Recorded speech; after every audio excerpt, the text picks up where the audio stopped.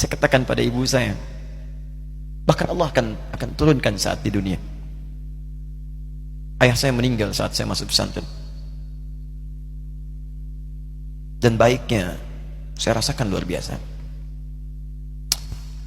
Beliau mengajar di musalla kecil dulu, sekarang jadi masjid. Itu saya selalu di bawah. Beliau mengajar, saya tidur. Sekarang gantian, saya mengajar, beliau tidur. Dan kadang dipangku, gendong sampai pulang.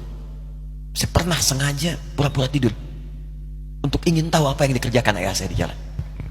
Jaga betul supaya nggak bangun. Begitu saya disimpan di kasur dan bangun, diajak bercanda. Saya mau masuk pesantren, beliau nggak sempat ngantar. Saya bertemu, beliau menangis, peluk saya, minta maaf, nggak bisa ngantar ke pesantren. Saya belum mengerti apapun saat itu. Saya bertekad, insya Allah saya belajar dengan sungguh-sungguh. Sepekan 2 pekan saya dapat panggilan pulang. Saya tanya pada kakak saya yang ikut, sekarang ada di sini, di mana ayah? Beliau nggak jawab. Sampai di Bandung, paman saya, beliau sekarang Sekom MUI Jawa Barat, langsung menyampaikan, nampaknya nggak akan terkejar sampai sana, mungkin sudah dimakamkan. Saya ngerti, paham saat itu bahwa beliau telah wafat. Maka saya pulang. Maghrib saya sampai, saya dapati ibu di ruangan tengah.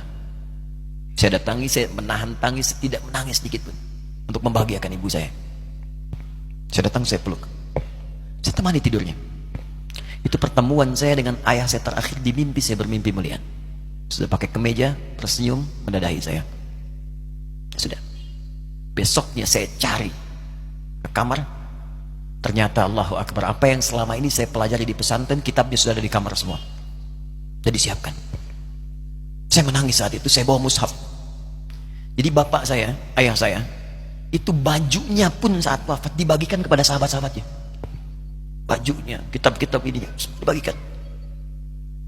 Ibu saya menunjukkan kemudian ada jam yang nanti nak pakai.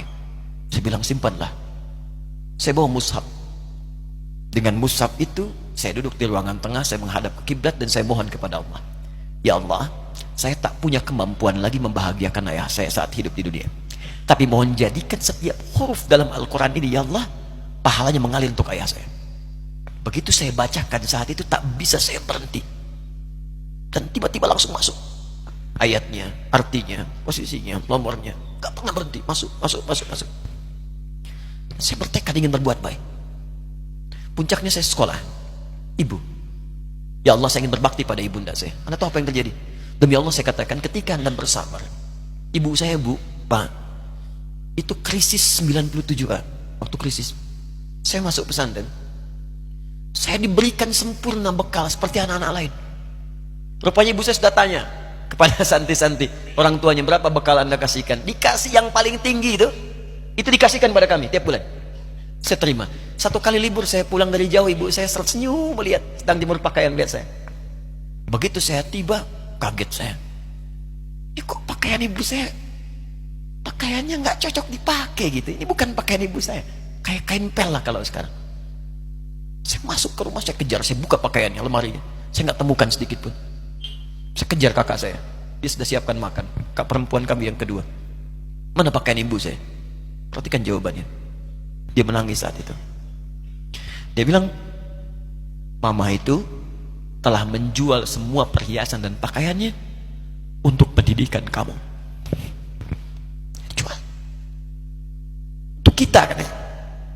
Jual. Dan bertahan dengan 150.000 per bulan saat krisis. Jadi rupanya ibu saya itu makan nasi sehari cuma sekali. Beliau mengajar. Di berangkat sekolah itu cuma makan pisang, minum kopi, makan nasinya malam. Saya bilang, ya Allah, saya akan ganti baju ibu saya dengan kain ihram dan saya gandeng tangannya di Masjidil Haram. Itu apa yang terjadi? Begitu saya kuliah di Libya, alhamdulillah, saya berangkat, saya mulai mengajar, saya serius belajar.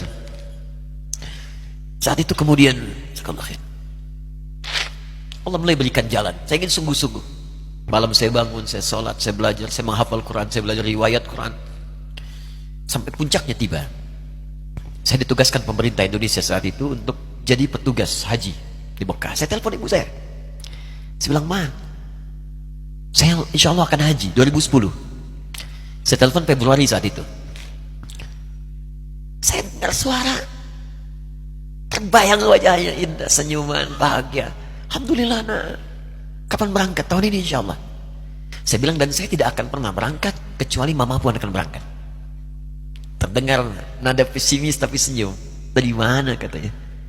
Allah akan kasih, saya bilang. Saya sedang bekerja berusaha karena Allah. Mustahil Allah akan sia-siakan kita. Berapa butuhnya? Porsinya 25 juta. Kapan harus ada? Bulan Juni. Ya, jadi dari Februari ke Juni itu. Ya, Juli bukan Juni, Juli. Ya, jadi saya masih ingat tuh bulan 7 5 bulan tuh. Saya ibu, Pak, nabung saya. Saya beli tabungan, saya niatkan untuk ibu saya haji. Bulan Juli masih setor 25 juta. Jadi semua tabungan masukin situ. Ada yang ngajar ngasih, masukin situ. Masukin semua. Tepat sepekan sebelum itu kemudian didaftarkan, saya buka tabungan. Allahu Akbar, karunia Allah luar biasa. Tadi butuh berapa? 25 juta. Begitu dibuka, Masya Allah, 1 juta.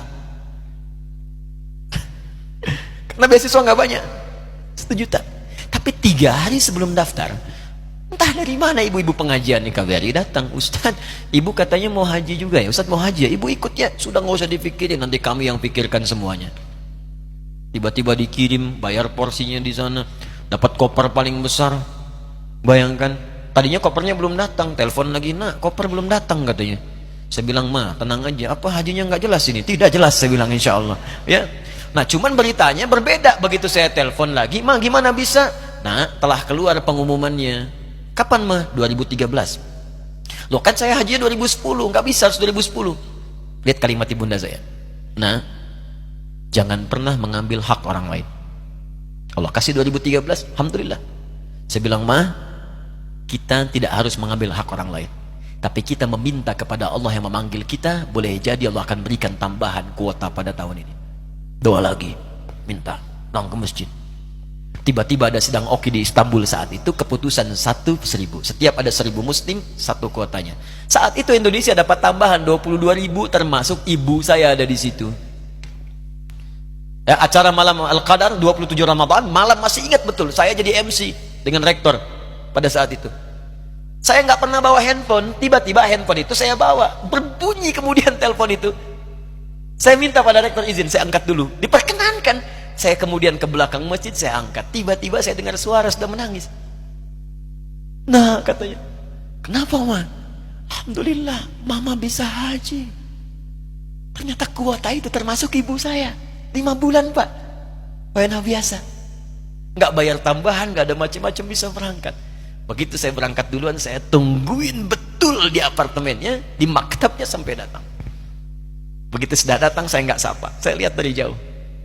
Bahagianya saya bisa mengganti pakaian tadi yang lusuh dengan kain ihram. Saya perhatikan, saya ikuti dari belakang.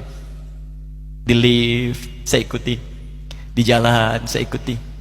Begitu sampai Masjidil Haram, saya gandeng tangannya. Ma, kita sama-sama. Labbaik Allahumma labbaik. Labbaik la syarika lak labbaik. Saya tawaf, saya gandeng ibu saya lindungi supaya dapat kenikmatan dalam tawafnya. Begitu saya rasakan bagaimana Sayyidah Hajar bekerja keras untuk Ismail. Saya balas di situ. Saya gandeng tangan yang kanan. Saya minta pada Allah, muliakan ibu saya, ya Allah, muliakan ibu saya. Muliakan. Berikan saya kesempatan membahagiakannya. Cuman yang kanan digandeng, yang kiri kosong. Karena sudah tidak ada. Jadi ketika Anda belajar pun untuk menjadi ulama, Allah akan muliakan Anda. Orang tua Anda akan dapat bagiannya. Yang hafal Quran itu Musa, yang bisa haji bapak ibunya. Kemarin saya jadi Amirul Hajj dari kedutaan Saudi berangkat, membawa 350 orang rombongan. Siapa yang saya bawa? Ahli Quran, yang hafal Quran anak-anaknya. Ahmad Kamil, yang haji, pengajarnya, murabbinya, ibunya, temannya, banyak yang berangkat. Yang berangkat siapa? Calon ulama. Dijadi ulama itu, jangankan sudah jadi, kalau benar caranya, baru bergerak pun Allah pasti akan jaga. Kalau benar caranya. Di satu pertanyaan tadi, pilih mana orang soleh atau ulama? Jangan pisahkan. Karena jadi ulama itu adalah tingkat tertinggi bagian dari orang saleh. Jadi mesti ada yang jadilah di keluarga. Pilih satu mungkin ahli Quran, kedua ahli hadis, yang lain dunia, tapi dunia diniatkan membantu ibadah. Jadi arsitek buat bangun masjid, bangun pesantren, pahala banyak. Insya Allah akan dibuka oleh Allah, insya Allah.